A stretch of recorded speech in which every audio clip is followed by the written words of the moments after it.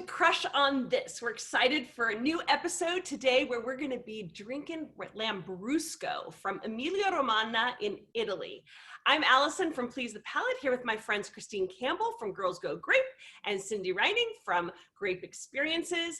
And Lambrusco, I mean, you know, sparkling red wine. What was your first experience with it, Cindy? Oh my gosh, the first time I ever had a Lambrusco, of course I didn't know it was Lambrusco. We called it Riuniti on ice, so nice. And it was at football tailgate games. I was in plaid pants. If anyone knows me from college, you remember those plaid pants. And it was not a pinky out moment. It was just drink it and enjoy it. That's the vibe from Riuniti / Lambrusco. Huh. What about you, Christine? It was actually at the first wine blogging conference that I attended in Penticton. Outside of the conference center, this big Riuniti bus, for lack of a better word, showed up. And a couple of my girlfriends, wine bloggers, said, let's go, have fun. And I said, I don't know where we're going. And we went into this bus, came out with Riuniti glasses. And, you know, it was fun. And you know what I liked? It's not that I totally enjoyed the wine, but I love the fact that they were trying not to be something that they're not. They were just like, this is fun. This is approachable.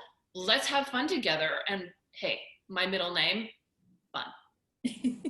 Well, I mean, that is Riuniti. Anyone from the 70s or 80s remembers the commercials on TV and the song, as you said, Cindy, Riuniti tastes so nice.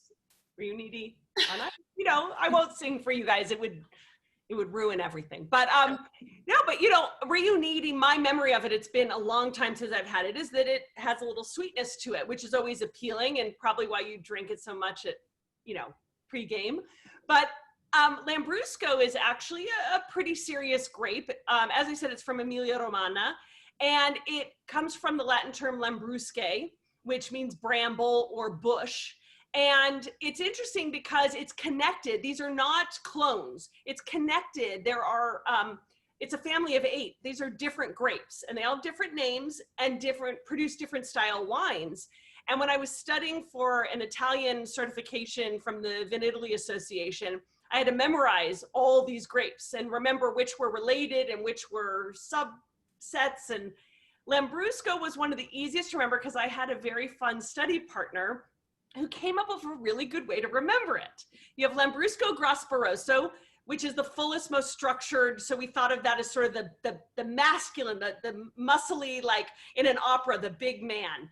And then you have Lambrusco di Sorbara, the lightest, palest, most fragrant wine, which was sort of like the damsel in distress, you know, the sweet young lady who's coming into her own. And then you have Lambrusco Salamino, who has the structure of Grasparoso. So we said a male, but the perfume of Sorbara. So we called him a gigolo because he's actually used as the pollinator for Lambrusco Sorbara. And also Salamino, salami, the grapes grow in the shape of a sausage. You know, this is what happens when you're drinking a lot of wine and trying to remember things. The other 2 grapes that we remembered was Lambrusco Maestri, which is the darkest, the fruitiest, the softest, the creamiest. We thought of a voluptuous older woman, again, kind of going in the opera sense. And then Lambrusco Marani, floral with higher acid. And this was sort of the mature woman. You know, you have Sorbara as the young, little delicate coming into her own. This is the woman, you know, she's in her own. She's not the old voluptuous lady. She's just right there. She's got some nice high acid and floral notes, and she's just riding along on her own. So that's, you know, hopefully you'll remember a little bit something, or next time you pick up a Lambrusco, you'll look at what grape it is, because, you know, it actually makes, it's a difference. So on that note, Christine, what Lambrusco are you drinking? Which opera player do you have? I have the young lady and I have the gigolo. Of course I have that combo. So I am drinking Piria Lambrusco di Sorbara, and it is from the Peltrinieri family. Oh my God, I think I did that okay. Brava. Brava. The Piria is this tool here used back in the day from racking the grapes with the winemaking process, which I really quite like the harkening back, because sparkling wine has been around for a long, long time. This family is third generation and they're based in Modena. What I find fascinating though, and it took me by surprise, is the color of my Lambrusco. It is cranberry-esque, and you know what? Yeah, look at mine. Those are the flavors.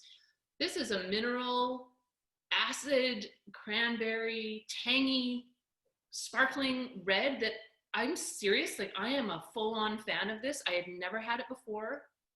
I will be buying this again and again and again. It was $21 Canadian.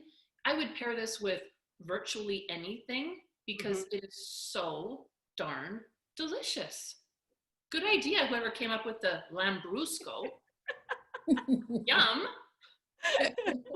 And Cindy, what do you have? Oh my gosh. Well, I'll tell you in just a minute, but there is a reason that Lambrusco is in so many Italian households. It is so refreshing and it pairs with so many things, honestly, from omelets and brunch, dishes to, even, okay, I'm gonna go out on a limb here, but a steak. I mean, it really is super refreshing with a steak. If you don't want that heavy, bold cab, this is what you need. So I went to a virtual tasting not too long ago, Julia Prestia, and she's co-owner of Venturini Baldini in Emilia Romagna. And she emphasized the affordability, the versatility, and the lower alcohol. So I'm pouring today her Monte Coco Lambrusco, but this is the Gigolo. This is 100% Gigolo, Salamino, and believe it or not, it has 13 grams of residual sugar. It's the semi-sec. It's $19, and it's absolutely delicious. So, like, if the Gigolo had like a sweet side, that's what I've got in my glass. Well, he is a lover. He is a lover. So he's a lover. I'm loving this. So. So I love the herbs and juicy black cherries, and not super sweet, not cloyingly sweet, but just a little bit. Great acidity, just these really subtle tannins. And oh my gosh, I mean, I've still got the froth on this and it's been poured for a while. Lush red fruit, super refreshing. I love it. I love it. I will totally buy this again as well. Well, I'm the one who came up with this theme because I have been dying to open up a bottle of wine. So I needed a really good excuse. I didn't need a really good excuse. No, you never need a good excuse. No, we're here for you, Allison. But I have the Cletto Chiarli Lambrusco di Castelvetro Vigneto Chialdini. Ooh. Okay, I just swooned with your pronunciation. It's got a really big name, but it's only $17. Wow. I mean, that's great deal. So the Chiarli family, located in Modena in Emilia Romagna, and you think of Emilia Romagna, it's the food capital, it's the gastronomical capital of Italy. So, I mean, you're right, Cindy, these are wines that, all that great meat and cheeses and pastas. Yes. But this family started in 1860, and they are the family responsible for introducing the Charmat method to Emilia Romagna. And so Charmat method is how they make the sparkling wines of Lambrusco. And so that is how they did it. Now, prior to using Charmat, Lambrusco producers typically did the Ancestral method, which resulted in a dry, cloudy, fizzy wine, a little more of that pet nat type of style wine. And they do, Chiarli does make some wines in the Ancestral method that are, I mean, so good. So this particular wine is made from 100% Lambrusco Grasparosa. Okay. This is the big, strong man. And it is a big structured wine. It's got a lot of deep color. When I was pouring it, and I'll pour it again, if you can see how like purpley it is. Yeah. I keep pouring it because I plan to drink it all today. So. Anyway, you're my excuse, but I'm going to keep drinking this. Anyway, It is made in stainless steel tanks, and you really get all the aromas. It's got violets and cherries and strawberries and blackberries and raspberries and plum. I mean, I can go on and on with like all the pretty aromas. It's such a pretty wine. And then it's got these nice kind of soft tannins and nice acidity. And I mean, you're right, Cindy, I would have this with meat. I wouldn't even hesitate to have this with a meat dish. So, I mean, it's just such a beautiful wine. So I'm just really, really happy. Yeah, and you know, one thing I love about Lambrusco too, the more I've had it, the more I appreciate it. It's got so much charm and charisma. I mean, once you taste it, you go, why haven't I been drinking this all along? Why isn't this on my playlist a lot? So and have we all been there? Have we all been to that region of Italy? No, I have not. Honeymoon. And I really got into Lambrusco then. It was really cool, but I didn't kind of know what I was drinking. It was pre my wine education. Right. But yeah, it was everywhere. And yeah, I mean, I assume I drank it because I'd been to Emilia Romagna, but you know, I didn't go with the mindset of, like pre-wine knowledge kind of thing. So you're right. It was probably in a glass on a table, and I probably enjoyed it. And you enjoyed it, and that was that. Yeah, exactly. Well, we can all keep waxing poetic about Lambrusco, and I especially love that our little champagne minx over here is enjoying it so much. Yes. Just proving that, you know, if there's bubbles in it, it can be enjoyed. Absolutely. Always, always. So we want to thank you for joining us on today's episode of Crush on This. We'd love to know if you've had a Lambrusco, and if so, which one you've liked. Do you know what grape it is, and does it follow our little operatic model there?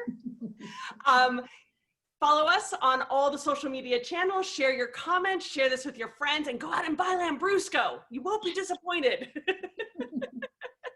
So thank you for joining us. Cheers. Thank you. Cheers.